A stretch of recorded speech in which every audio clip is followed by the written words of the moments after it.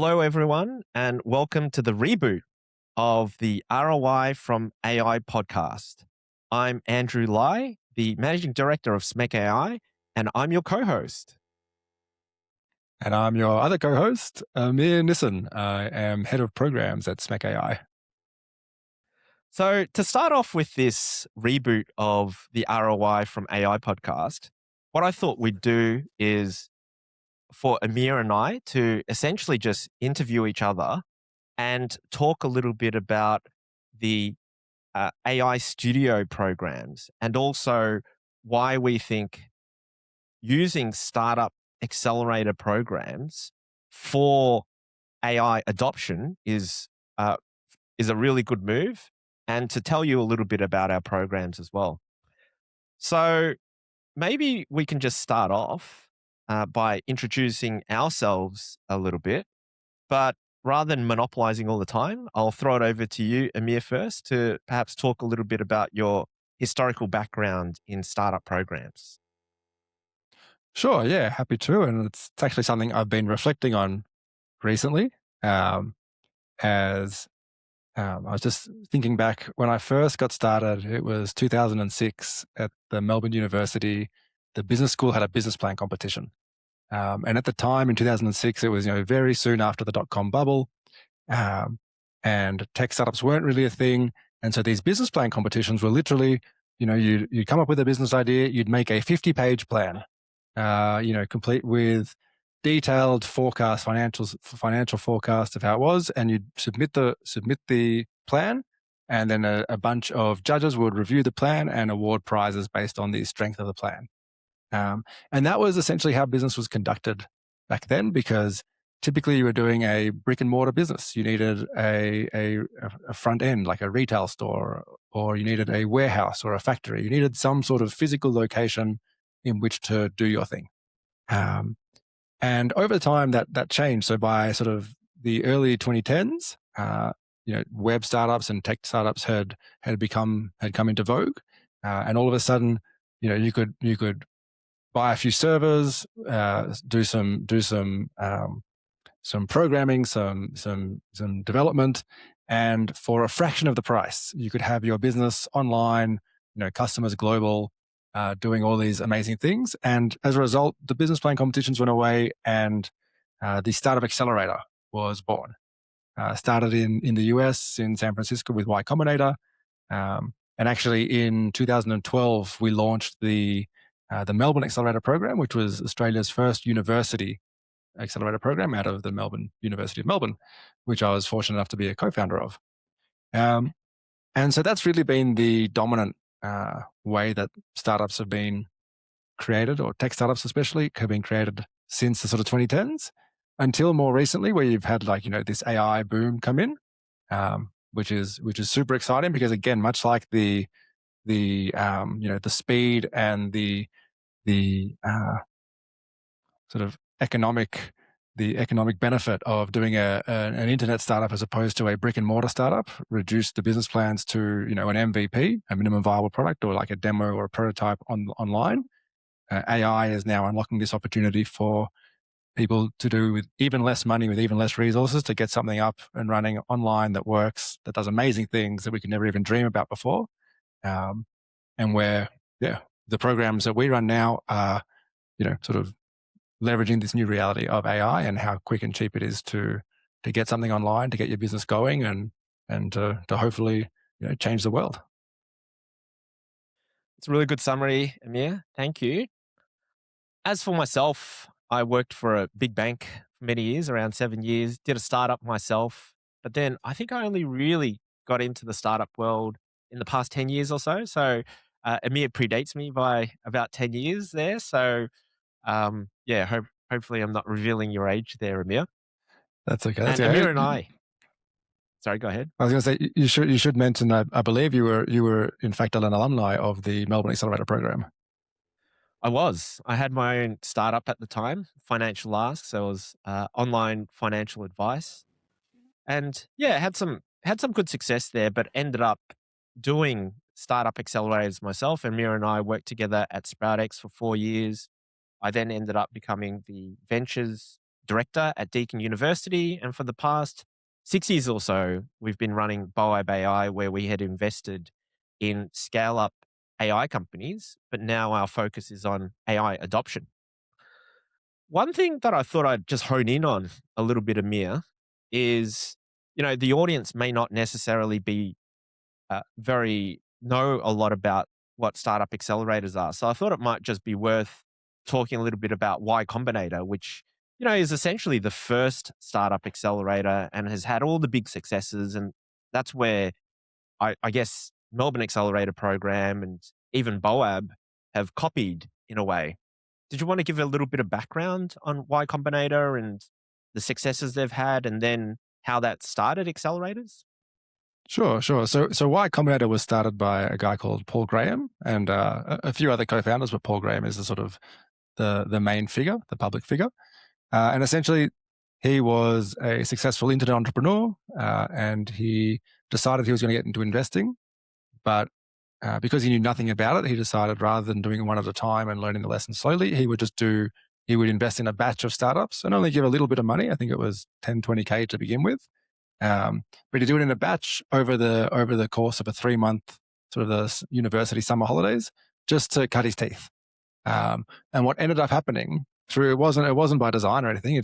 They decided, right, we're going to fund a batch of really smart, really driven, university age people who are technologists, and again learn about investing. And what happened is this 3-month test, if you call it, turned out to be really beneficial for the actual people in the program. So for the people who received the fundings, not just the money that let them focus 100% on their startup, but also learning from the other founders in the program and the community aspect of it, and co-working as well was not something that was very prevalent before that. So YC was by accident the first of these startup accelerator programs where they invest, at the time it was sort of 20,000 US, and now it's significantly more, but between 50 and 100K for most of these accelerator programs, slightly more now. And you have like an intense 2 to 4 month process where everybody comes in, you work alongside, they bring in speakers and mentors, there's dinners, there's pitch days and demo days. And at the end of it, you try to raise further funds or, continue on with your business. And much like in a lot of investing, it tends to be a winner takes most market. So YC are far and away the most successful accelerator program, and they count as alumni Stripe, Airbnb, Reddit. Hacker News was their own company as opposed to a startup that came through. But Sam Altman, who was the founder of OpenAI, first got his start at Y Combinator and also spent some time running Y Combinator. Their portfolio is second to none. And chances are if there's a big technology company that you use or you've heard of, chances are they went through YC at some stage. So it sounds absurd, but I'm pretty sure that the aggregated value of the companies that went through YC is over $1 trillion. So if you add it would up, have to be. The value of Coinbase, DoorDash, Stripe, all these others, it's just incredible. So I guess in a way, they've had this tremendous success in Silicon Valley. They had this model that works.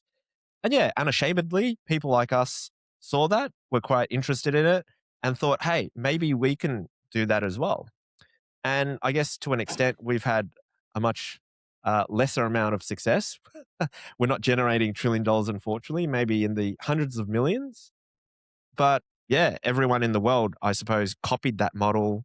And that's why we're talking about it today, because we've tried to apply that to AI adoption. And that's where we've started the SMEC AI Studio to try to create new AI startups that meet the needs of SMEs. So I was thinking that might be a really good route for us to talk about.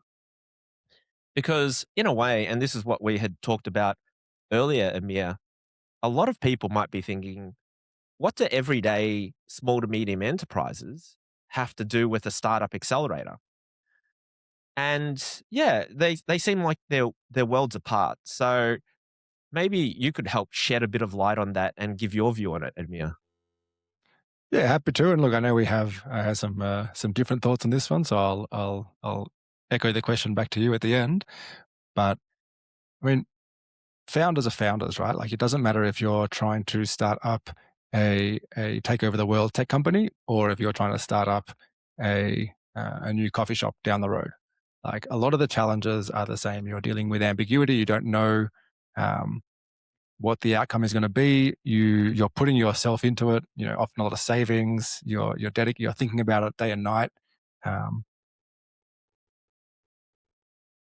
and at the end of the day, you have to use technology, or you've got to leverage technology one way or the other if you want to compete. Um, Previously, that was making sure you had an online presence, maybe an internet, maybe a listing on Google Maps. But now the bar's been raised with AI. And again, it doesn't matter if you're an SME, like running an SME, or starting a new startup, which is itself an SME. The rules are primarily the same. You might not have the same scale if you're looking at the sort of a more local SME, small to medium enterprise, but yeah, you need to be using AI not just in your business, but you need to be thinking, how is AI going to change this business? Because at the end of the day, like, this is what I believe to be at least as big a technology shift as the Industrial Revolution, and that pretty much changed everything. So you want to be at the forefront. What about yourself? I mean, without trying to sound like a broken record and giving too much of a plug to SMEC AI, I guess from my perspective, there's two components of SMEC AI. We've got the consultations, which we do, and that's almost for helping SMEs to adopt existing AI solutions, existing products.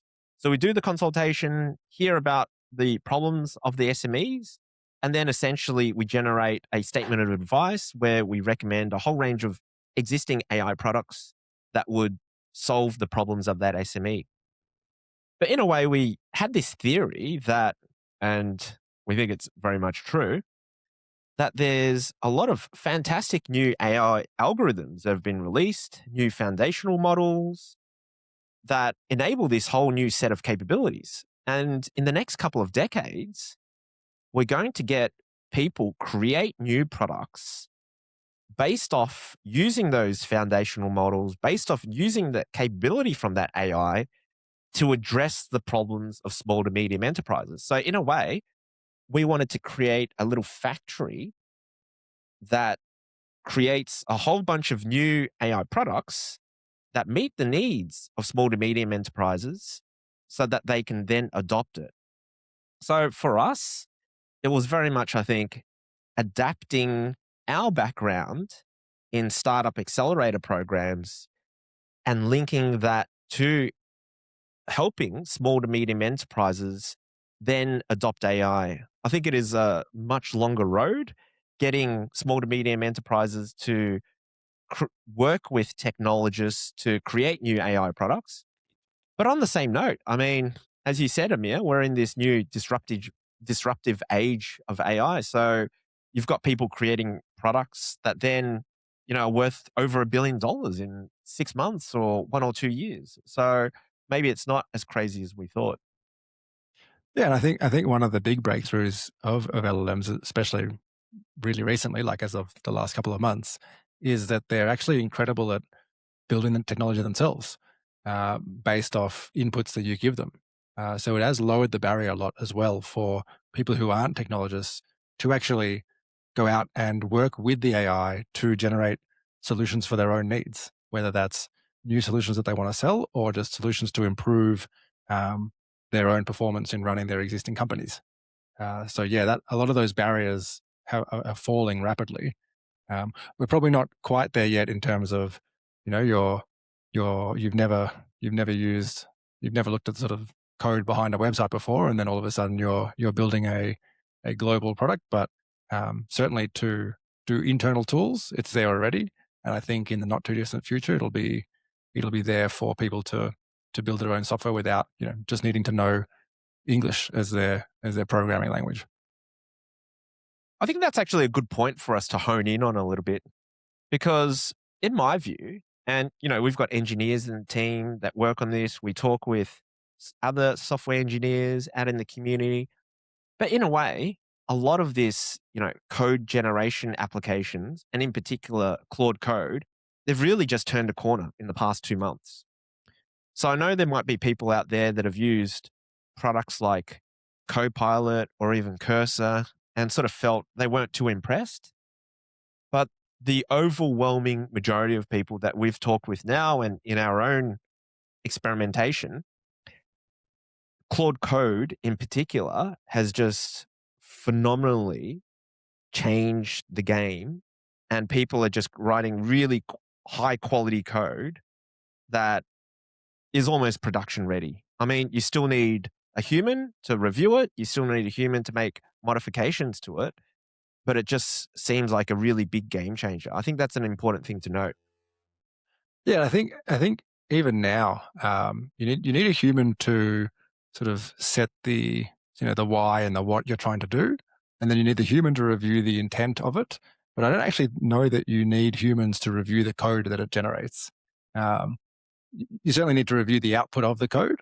But much like back in the day when computers started, they were ginormous instruments that took up a whole room, and people used to have punch cards. Those were the programming languages, right?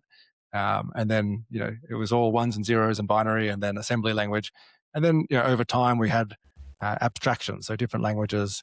I won't get too technical, but essentially the last 10, 15 years, there's been a level of abstractions like scripting languages that you really didn't have to go, like, it was still the ones and zeros underneath, but you weren't looking at ones and zeros ever.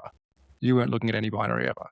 And it seems like this is the next step up. So we're just going to be coding in natural language, like in English, and we won't even have to look at the underlying code that the AI generates. It is already, I think there was I think in the coding competitions, the AI is already like top 2, 3 in whatever competition it undertakes.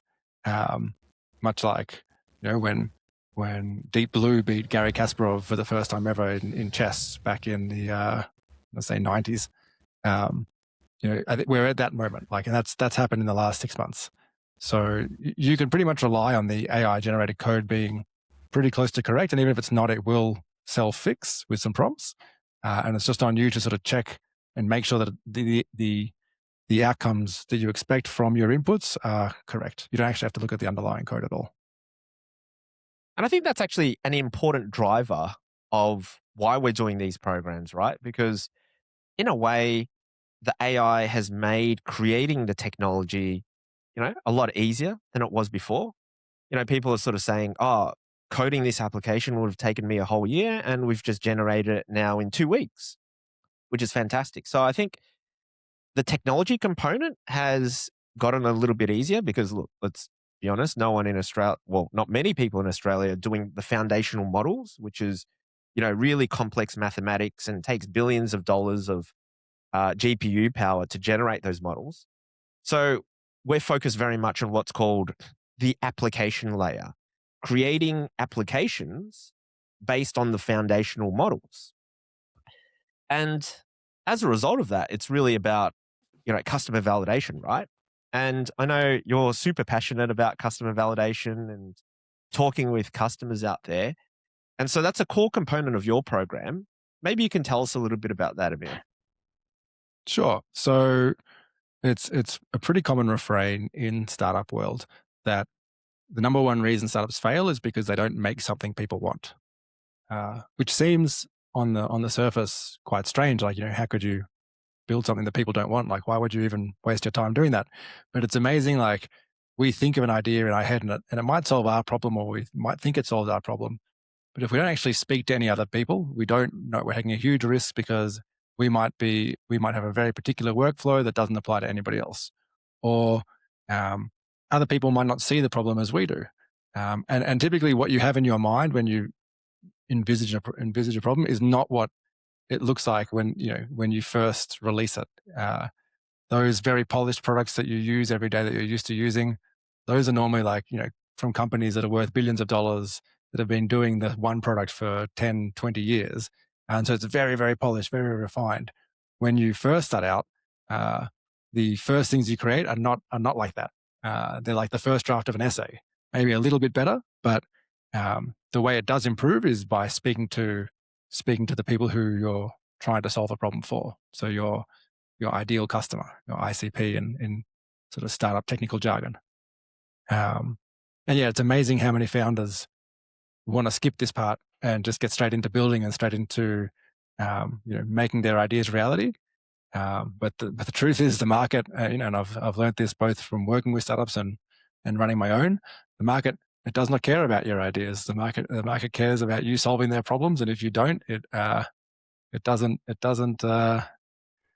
change for you.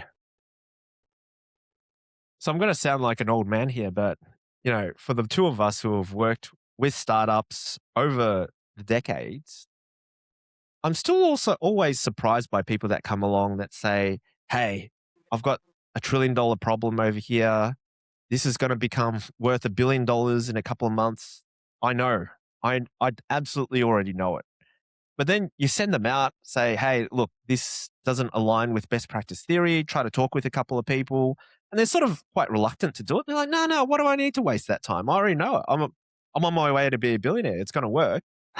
And then the reactions that they get afterwards, it's like, oh my God, people just said it was awful. They don't have that problem. No, you're totally right. Like, how do you encounter that much as well, Amir? Yeah, look, I think whether you're running a startup or an SME, you need to have a lot of self-belief, that you can do this to begin with. And you tend to be pretty persuasive. And you're normally really passionate about what you're trying to do as well. And those are all sort of fundamental things. Like if you didn't have those things, you probably wouldn't get started in anyway. The problem is, the flip side is, because you're so persuasive and because you're so passionate, the person who you most easily convince is yourself. You've convinced yourself that this is the greatest thing since sliced bread. You've convinced yourself that this is going to work. You convince yourself that the market has this problem, and because of that, you feel a very strong urge, strong desire to move as quickly as possible, to get into market, to do all the things that we think that we see other businesses doing. And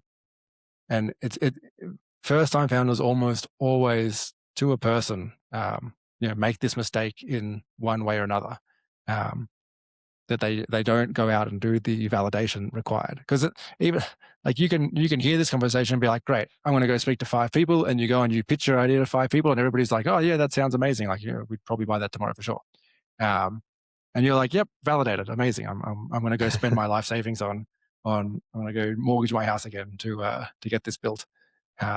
There's a real art and science to speaking to people, to not pitch them, to not even tell them what you're working on, but just to ascertain from them, like, if they do have that problem that you're trying to solve, and hearing it in their words, and seeing their pain, not what you're projecting onto them.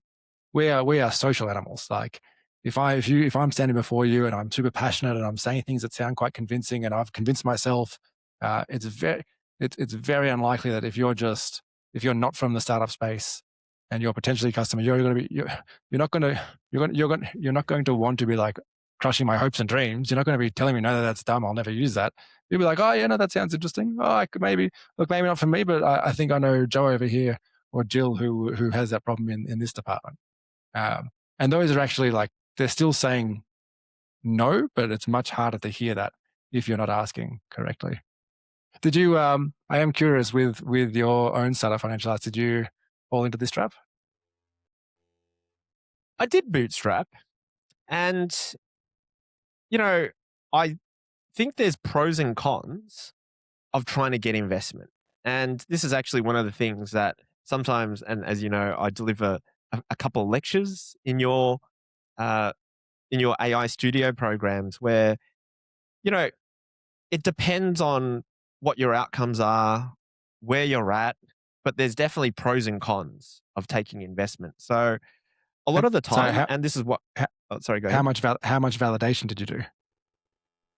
I did speak with a lot of customers out there, and we did, pitch people to come onto the platform, and we did get, people on both sides of the marketplace to sign up. But yeah, I mean, I guess I wanted to really make sure that I had product market fit before trying to seek investment, because then you can approach the investment conversation in a position of strength. And so I guess that's also one of the big things that we try to sort of put to people over there. Try to take it as far as you can before trying to seek investment. Because, yeah, quite often, a lot of people, and including myself initially, we thought, let's just raise money. Let's just raise money. And the environment that I think we have in Australia is quite different from Silicon Valley. It is really hard to raise at the pre-seed level without having some sort of huge background, some sort of existing experience, or some really vital connections. So, yeah, I think that's actually one of the big benefits that we have with people, that what happens in Silicon Valley isn't really what happens over here.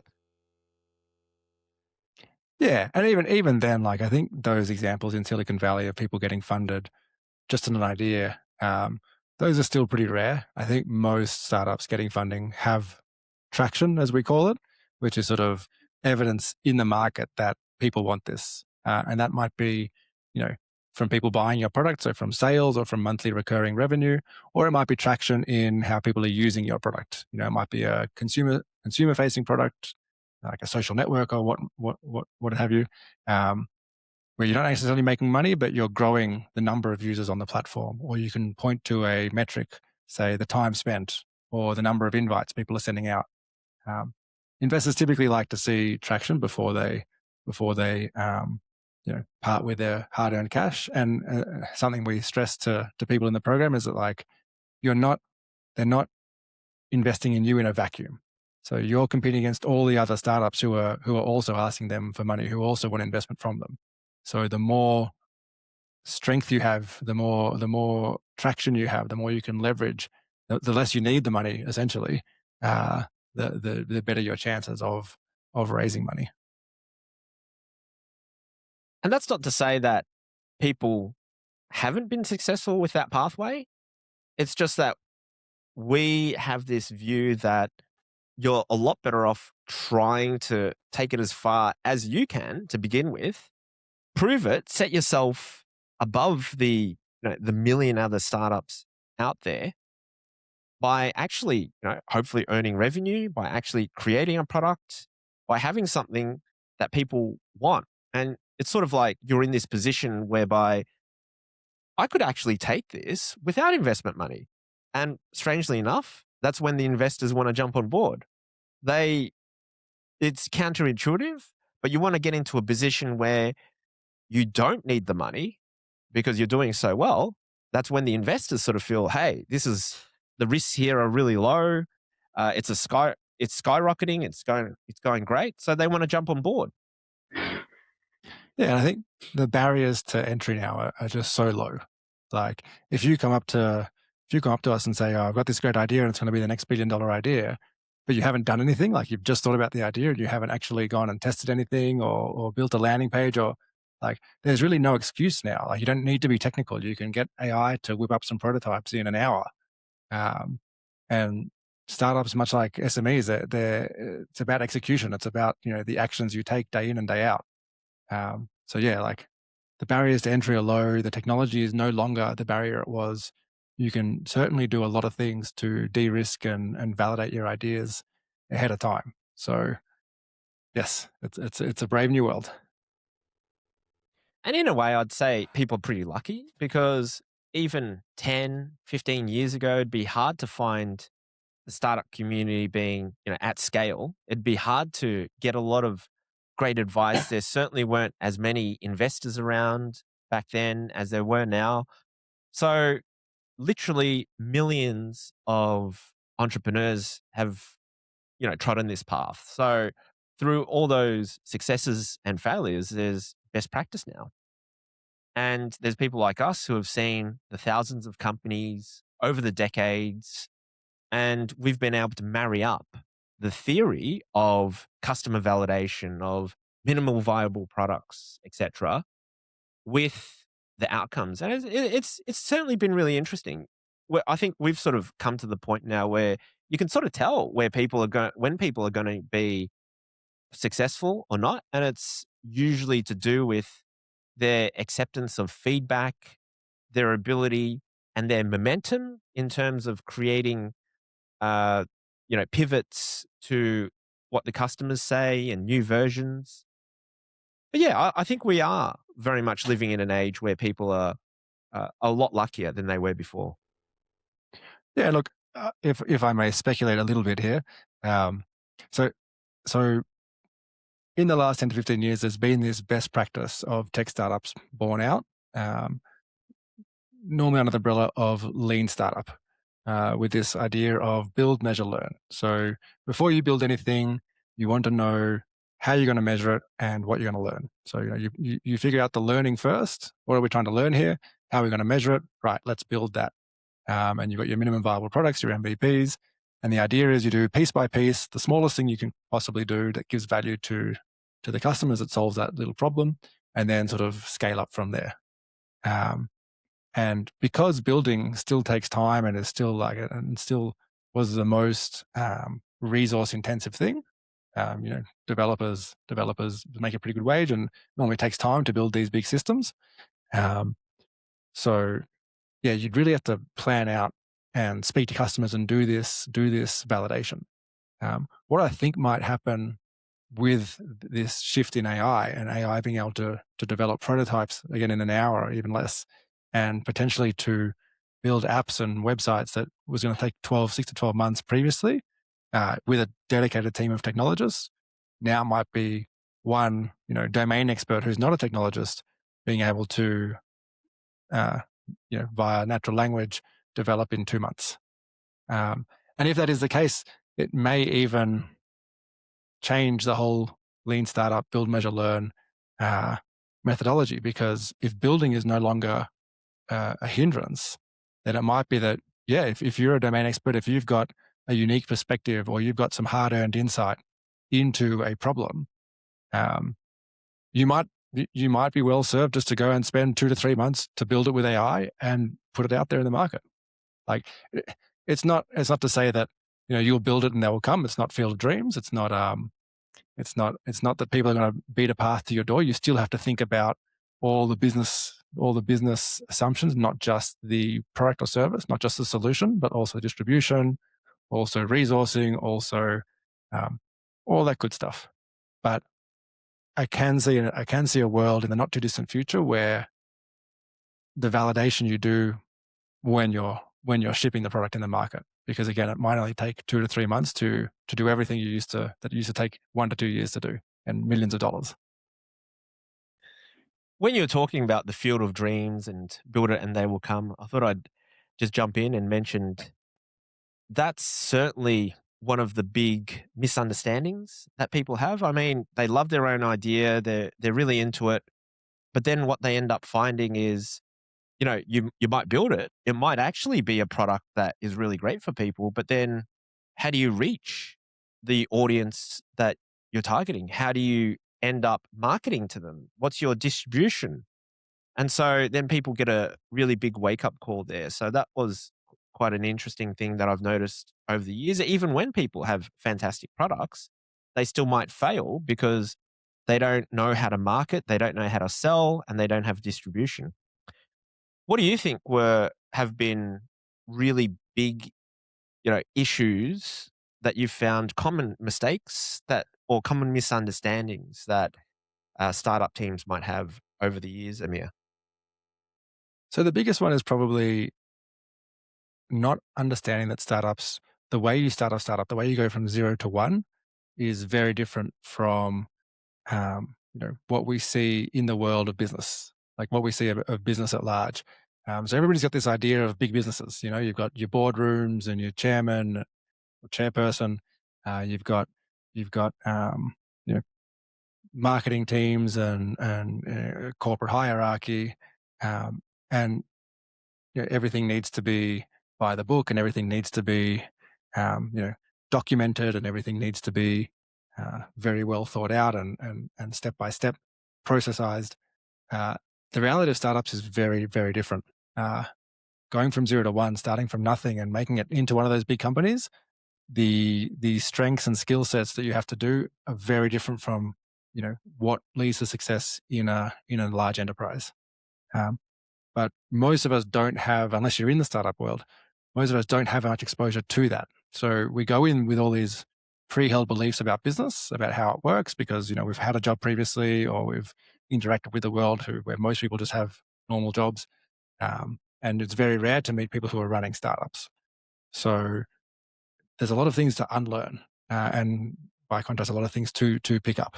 Like as a founder, you wear a different hat every day. So one day you might be working on the product, the next day you might be speaking to customers to validate your idea. The day after that, you might have to work on your marketing plan. And typically, you might have some prior expertise in one or two of those domains, two if you're lucky, right? But the fourth day, you have to deal with the tax, and you can't afford an accountant, so you're doing the tax yourself. And the fifth day, you have to set up the company, and the sixth day, you have a legal issue to deal with, and the seventh day, you've got something wrong with the technology. So like, there's no one person who can possibly know all these things. And as a founder, your job is to learn as quickly as you can to a good enough level to just move on to the next big assumption in your business. And one of the other things I'm so hyped up about AI is because not just can it now build the things for us, but it's an amazing teacher. So, one of the biggest challenges as a founder is just keeping up with all the learnings and learning all the different things. And now we've got this, oracle that's almost always right about any question or any topic you can dream of. So you can say, right, I've got an idea, or I've got this issue. What do I do? Where should I start? And it'll give you a pretty good general direction.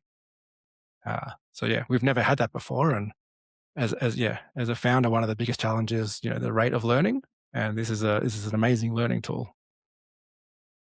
I think that's also a really good point for us to hone in on, because I think we've discussed applying best practice theory, validating to customers, common misunderstandings or mistakes that entrepreneurs have.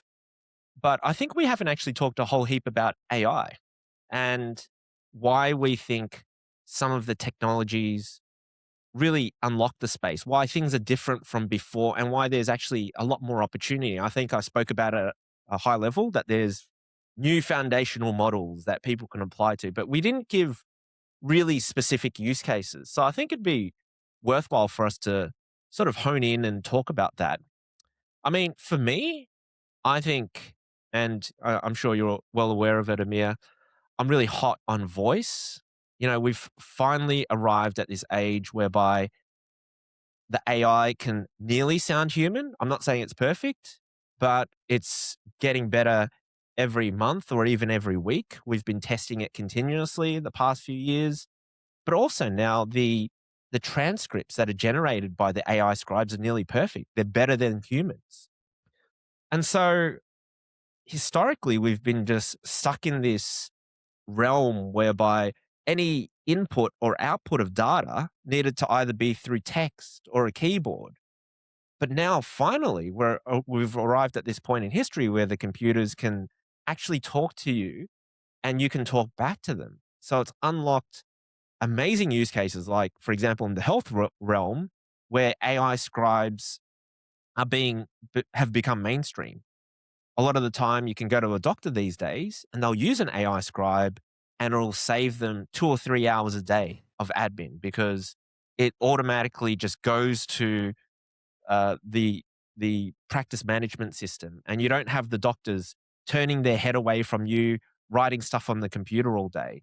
So I think that's a real game changer from my front. But yeah, how about for you, Amir? What do you think are some of the technologies that could be applied to SMEs that probably haven't really been disseminated into wider society?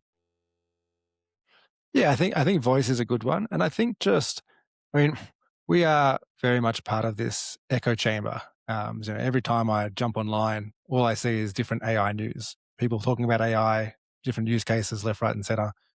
So for me, it's second nature. And even then, it's still a challenge to keep up with all the news and all the developments in AI. So I can only imagine for somebody who owns an SME who is busy, very busy in their day to day, just dealing with their actual business. They probably don't have that much time to figure out and play with all the different tools and all the different developments and keep track. So we're in quite a fortunate position, but it's not a position that everybody is in. And from speaking to a lot of SMEs, because quite a lot of them come through these accelerator programs, they do have, in the course of their business, they do come up with ideas of saying, oh, somebody should build this. Oh, accelerator program, I'll try it myself. They don't really know what's at the cutting edge. So the best advice I'd say is like, you should have your ChatGPT or your Claude Code or your Claude or Gemini from Google. It should be open, much like your web browser is all the time. Like whenever you're on a computer, you should have at least the window or the tab open with just that foundational model. And every time you think of doing something, you need to be asking yourself, how can I do this through the foundational model?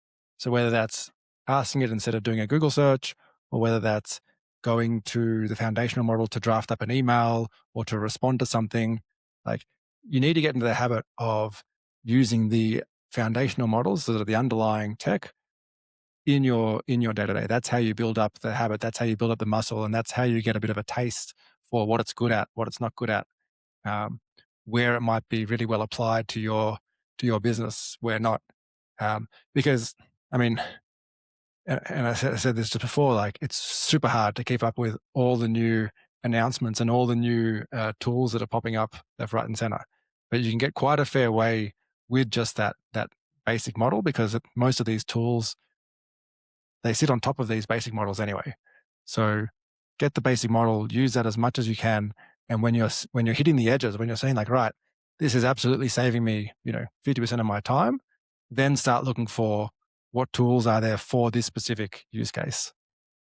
Because the technology is so general purpose that like it feels wrong to put a harness on it, like, or to put constraints on it. It can help you in every facet of business and of life.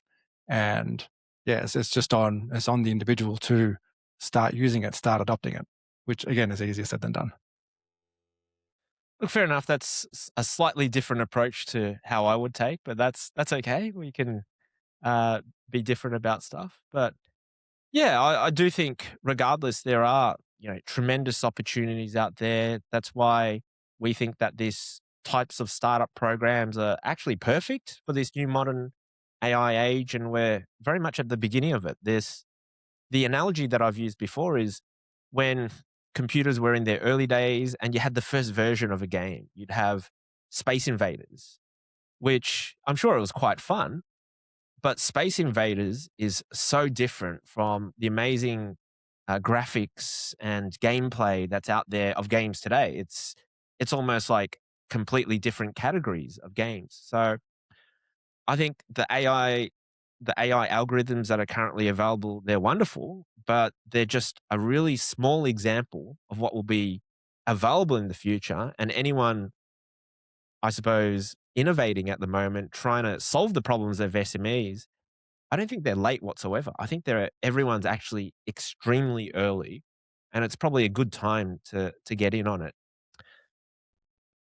I think we've probably hyped up AI a lot, Amir. On that positive side, and obviously we're quite sort of converts to it, can you see any downsides of this AI revolution and creating new products for SMEs from it? The downsides are many. I mean, obviously, there's a lot of ethics, a lot of ethical issues in terms of how the LLMs got started, and the data they access. There's the energy component and how much resource they use. There's also, I mean, the reality is if it's cheaper for you and I to create something, it's then cheaper for the competition down the road to create something as well. So I think the bar for what is going to be required to make a world changing product is going to significantly shift as well. I mean, back in the day when you talk about those early games, you could come up with a competing game that if the gameplay was good, it didn't matter if the graphics didn't knock your socks off, because nobody had great graphics.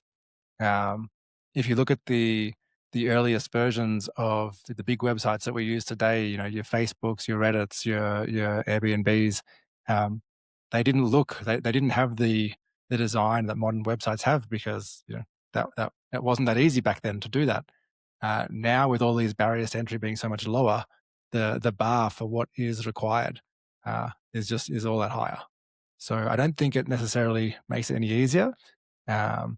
and the moat, so the barrier you have against new businesses coming up and copying you and trying to take different slices of your hard-won market, is also much harder to defend, especially because you can use the LLM and say, like, here's this competitor product. I want you to rebuild me these core features, and in a week or so, the AI will generate that exact website. You know, makes it very hard to have a technology advantage. Then there's also, like, LLMs are notoriously hard to. I mean, they're not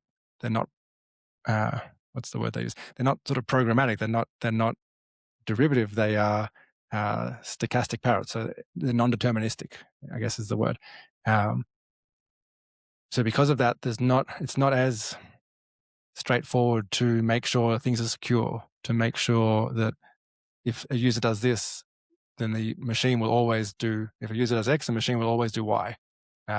It's much harder to guarantee that, and it's much harder to make them secure from against adversaries, against people with bad intentions. And then we get into the whole responsible AI topics. And I know you've got some strong thoughts there, so why don't you tell us about your thoughts? Well, just to close off the loop on, the new age, I think I agree with you. The way I would summarize it is, even though there's so much opportunity out there, there's a lot more money for AI, there's a lot of people wanting to adopt it. On the same note, it's become way more competitive. It's way more competitive than before. So, there's a lot of resources that are available for you, but they're also available for other people. So it does make it a lot harder. I think in terms of responsible AI, I guess I wanted to focus it really closely on the Australian environment here. And to my earlier comments out there that I made in the podcast before, realistically, there's not a lot of foundational models that have been made in Australia. I think right now we had Leonardo AI that did make a foundational model. They got bought out by Canva. You've got Main Code, who I believe are based in Melbourne, that I think have created an early foundational model. And then you've got Sovereign AI that have created a foundation, or creating a foundational model. So in a way, you can kind of count the amount of actual foundational models that have been created in Australia on one hand. I think that's a great way of sort of saying that there isn't a massive development of AI industry in Australia at the moment. So that's why SMEC AI has essentially been created. So for responsible AI, and I'm, very much applaud the government for taking the approach whereby let's not create a whole new set of laws to regulate AI.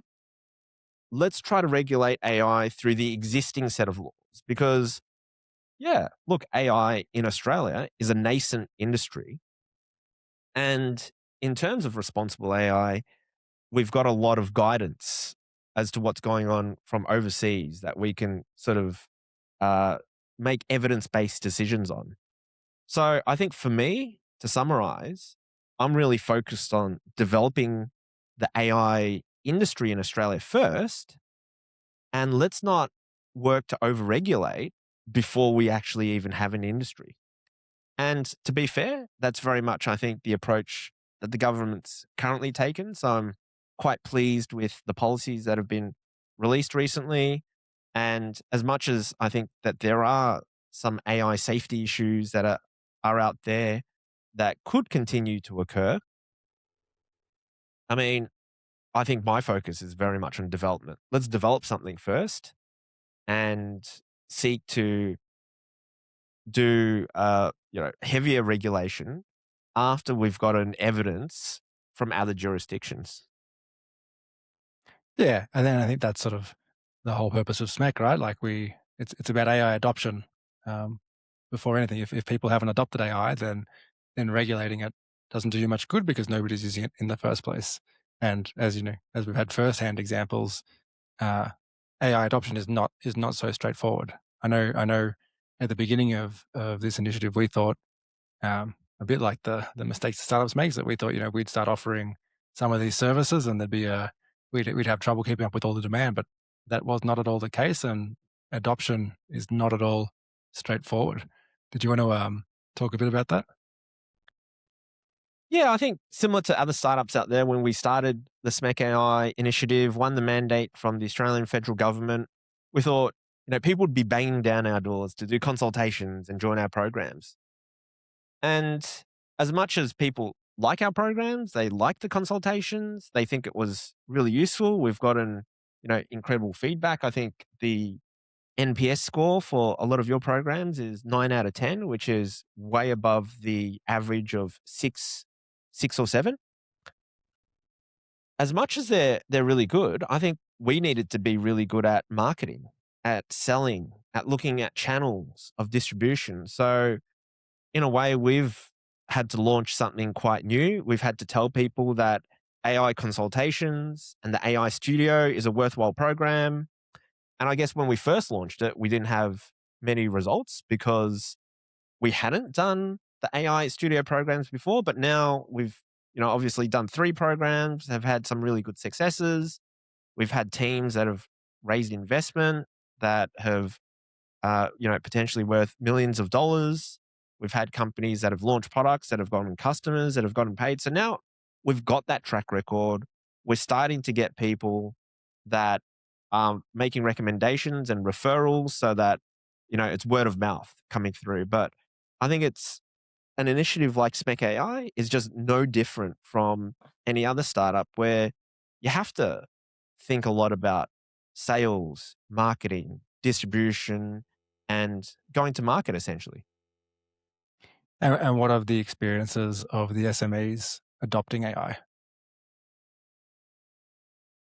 It's been, I think overall, like I said, feedback has been fantastic. But what we're really focused on is, to use some of the terminology from your startup programs, is we're looking for traction and metrics. And for us, we didn't want to just give people some advice. They'd say, fantastic, and then just walk off. We really wanted people to actually adopt AI and for your programs to actually go to market and create new products. So, we've got metrics that monitor their adoption. And for companies, of course, from the consultation front, now we're looking at actually giving them hands-on assistance where we deploy some of our engineers to actually help create new prototypes for them and test out new programs and applications.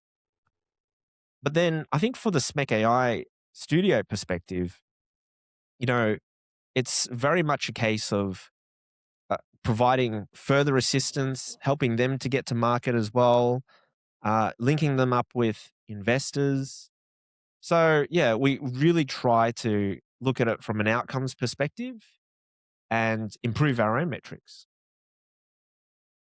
Yeah, I guess from seeing the founders in the programs that I've run, a lot of them, they haven't sort of seen these tools be available in the past. So when we show them something like a Lovable or a Replit or one of these rapid prototyping AI tools where you just put in a prompt and it spits out a website 20 minutes later that sort of does more or less what you say it's going to do, you can see the sort of the jaw drop moment. And yeah, I don't have metrics off the top of my head, but I am sure that like a lot of these founders who get the exposure to these tools keep using them onwards and afterwards. Yeah, I'd say overall, I'm really pleased with how we've taken that theory of applying startup accelerators to SMEs to generate problems that solve it. I mean, in a way, everyone, and I mean the whole world, governments all around the world are trying to figure out how do we solve AI adoption? I mean, there's these potentially fantastic productivity gains that could be made by businesses automating their customer service, automating their data analysis, or even going so far as to automate their consultations process, like us. But then, how do we get small to medium enterprises to actually be able to adopt that and then implement it? Because, look, at the end of the day, frankly speaking, a lot of AI has been at the enterprise and corporate level. when you've got a company that's making billions of dollars, well, they do have a budget to potentially deploy 5, 10, $50 million to seeing what AI could be adopted to their corporate and enterprise businesses. But for SMEs, the vast majority of people are non-technical. They've read about what AI can do for them, but they've just got no idea as to uh, how to implement it, how to jump on board with it. And to be frank as well, a lot of the products, and I get it. OpenAI have released ChatGPT. It's a great chatbot, but it doesn't really integrate into the individual workflows. So in a way, they've created that tool set for programs like us or vendors or service providers to go out and then adapt the foundational model to the business over there. So yeah, I think that's where we sort of fit into the big picture here. Yeah, and just to echo something you said earlier, it's still very early days. So any SMEs listen to this, you're not too late. You're actually early. If you're thinking about how to implement AI and if you're playing around with the tools, whether it's the foundational modules or voice inputs for the transcript, like you are still very early. The cutting edge, it's shifting every 3 months. So if you can get on now, you are going to be well ahead of the vast majority of the people you're competing against, the people in your space. And the benefit, like whilst it's great that we have tools that allow us to move faster, you still need, before everything, you still need to know which direction to go in, because it's no good moving faster down the wrong road. I like the sell there, Amir. I didn't know you were the type that would do a big pitch in the podcast. So Amir, what do you think is the benefit to potential entrepreneurs out there to join your AI studio programs? Look, I think there are two main benefits.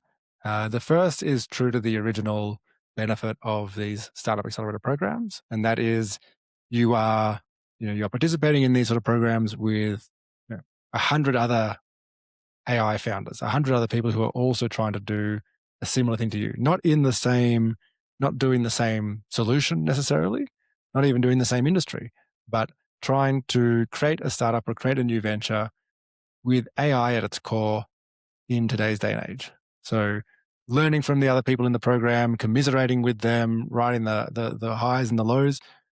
Yeah, entrepreneurship and running a company can be very lonely. It's not something that you see many other people doing, and it's not something that many other people can empathize with.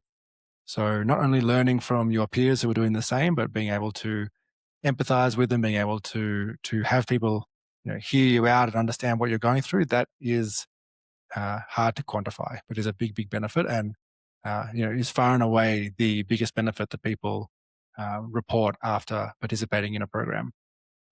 The other thing is, it's our jobs to be at the forefront of AI, to keep up to date with all the new tools, all the new trends, all the new capabilities that these models can do.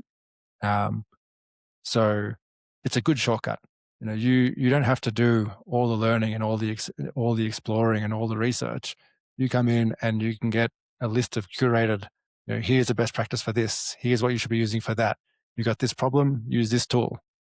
Use it in this way. Here's the workflow. Here's the shortcut. So yeah, those are probably the two main benefits. I think that's actually quite articulate, because a lot of entrepreneurs often say, "Oh, entrepreneurship is so lonely." But I guess in a way, when you join a program like this, it's not lonely at all. It's actually quite social. You're making a lot of links with people that you might not otherwise meet in everyday society. You're getting, I suppose, best practice learning. And in a way, it's almost like a fitness coach at the gym. It's someone that cracks the whip a little bit and helps you get into doing things the right way and making it best practice. But yeah, that's quite interesting. I'll just add to that, like having run a number of these programs now from the Melbourne Accelerator Program, which is like quite a generic, any type of founder doing any type of startup, to running SproutX with yourself, which was ag tech specific, so only agricultural technology startups. You do get a big benefit when every startup is in the same vertical, or there is some sort of overlap between all the startups, because there is just that much more learning. And I'm finding with AI, it doesn't mean that everybody's doing the same domain. So it's not like the AgTech startup, but it is everybody's using AI at its core, because you have to be.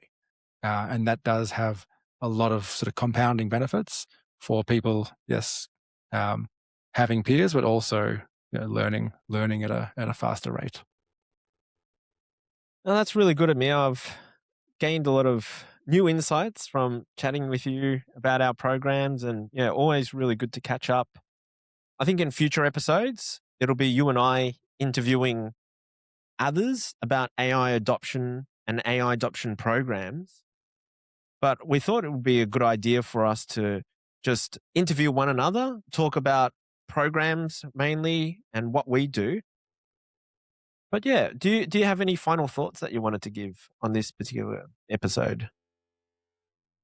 No, look, it's been fun, and we're learning as much as everybody else. So uh, it's a fun ride to be on, and look forward to interviewing some of the other guest speakers that we have in store. Fantastic. Well, thanks everyone for joining us on the ROI from AI Reboot. I've really enjoyed having this more in-depth conversation. We hope you really like the format, but if you do have any feedback to provide, please by all means just provide it in the comments, and we hope to see you next time. Thanks, Andrew. Thanks, everybody. Thanks everyone. Thanks Amir. Bye.